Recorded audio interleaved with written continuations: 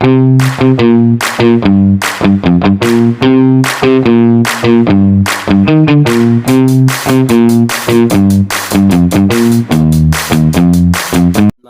I'm Z Barido.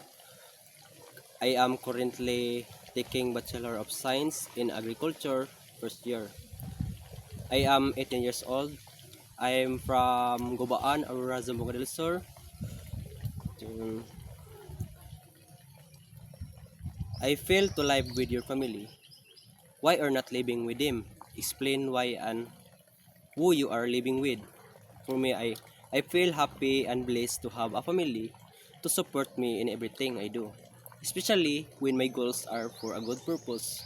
Their love or and guidance and encouragement inspire me to work hard and become a better person.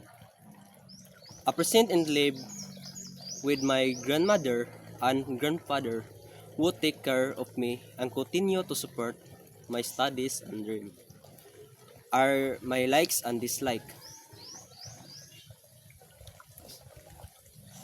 I like reading the Bible, studying lesson,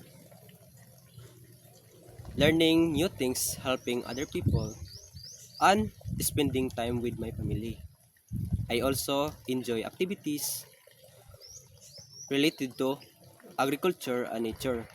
My dislike is bad influence and dishonesty, laziness, and friendships that leads people away from their goal and values.